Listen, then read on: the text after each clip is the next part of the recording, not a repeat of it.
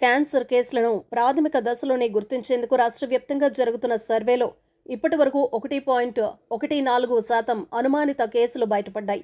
గత నెల 14 నుంచి నెల 18వ తేదీ వరకు రాష్ట్ర వ్యాప్తంగా 30.27 లక్షల మందిని పరీక్షించగా వారిలో 34,653 మందిలో క్యాన్సర్ అనుమానిత లక్షణాలు ఉన్నట్లు గుర్తించారు. రాష్ట్రంలో 18 ఏళ్లు దాటిన వారు 4 కోట్ల మంది ఉన్నారు. వీరిలో మహిళలు 2 కోట్ల మంది.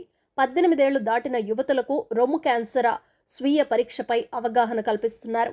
30 ఏళ్లు దాటిన మహిళలకు సర్వైకల్ క్యాన్సర్ నిర్ధారణ పరీక్షలు చేస్తున్నారు. మలివిడత పరీక్షల్లో పీహెచ్సీ వైద్యులు క్యాన్సర్ కేసులను గుర్తిస్తారు. రాష్ట్రంలో ఏటా 73,000 కొత్త క్యాన్సర్ కేసులు, 40,000 వరకు మరణాలు సంభవిస్తున్నాయి. దేశంలో ఇలా ఇంటింటి సర్వేతో క్యాన్సర్ లక్షణాలు గుర్తిస్తున్న మొదటి రాష్ట్రం ఏపీనే కావటం గమనార్హం.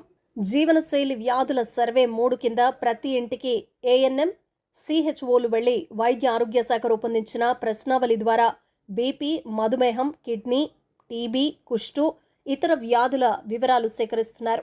ఈ సర్వేలో క్యాన్సర్ లక్షణాలు కలిగిన వారిని ఇంటి వద్దే పరీక్షిస్తున్నారు. అత్యధికంగా మహిళల్లో గర్భాశయ, ముఖద్వార, ఓరల్, బ్రెస్ట్ క్యాన్సర్లు ఎక్కువగా ఉన్నాయి. ఈ కేసులు ఆందోళన కలిగిస్తున్నందున 18 ఏళ్లు దాటిన మహిళల్లో ఓరల్, బ్రెస్ట్, సర్వైకల్ క్యాన్సర్ అనుమానిత లక్షణాలు ఎలా గుర్తించాలన్న దానిపై సిబ్బందికి ప్రత్యేక శిక్షణ ఇచ్చారు. టార్చ్ లైట్ ద్వారా నోటి లోపల భాగాన్ని పరిశీలిస్తున్నారు. ఈ పరీక్షను పురుషులకు చేస్తున్నారు. సేకరించిన వివరాల ఆధారంగా మహిళలకు సర్వైకల్ క్యాన్సర్ పరీక్షను పీహెచ్సీలో చేస్తున్నారు. రొమ్ము చర్మం రంగు మారిందా, రొమ్ముల పరిమాణంలో ఏవైనా తేడాలున్నాయా, కణుతులు ఉన్నాయా లేవా అని పరిశీలిస్తున్నారు. రాష్ట్రంలో ఇప్పటి వరకు 2 సార్లు జీవనశైలి వ్యాధులపై సర్వే చేశారు.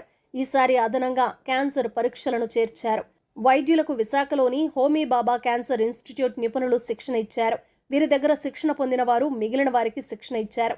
పట్టణాలు, గ్రామాల్లో కలిపి 15,000 బృందాలు పరీక్షల నిర్వహణలో పాల్గొన్నాయి. క్యాన్సర్ అనుమానిత లక్షణాలు గుర్తించిన వారికి పీహెచ్సీలలో నిర్ధారణ జరుగుతుంది. అవసరమైన వారికి మళ్లీ బోధనాసుపత్రుల్లో పరీక్షిస్తారు. బోధనాసుపత్రుల్లో ప్రివెన్షన్ అంకాలజీ యూనిట్లు ఏర్పాటు చేశారు. పీహెచ్సీ వైద్యులు బోధనాసుపత్రులకు రిఫర్ చేసే ముందు హెచ్ఐవి, హెపటైటిస్ బి, సి పరీక్షలు కూడా చేస్తారు. బయాప్సీ పరీక్షలు జరుగుతాయి. ఈ సర్వే రాష్ట్రంలో 10 నెలలు కొనసాగుతుంది.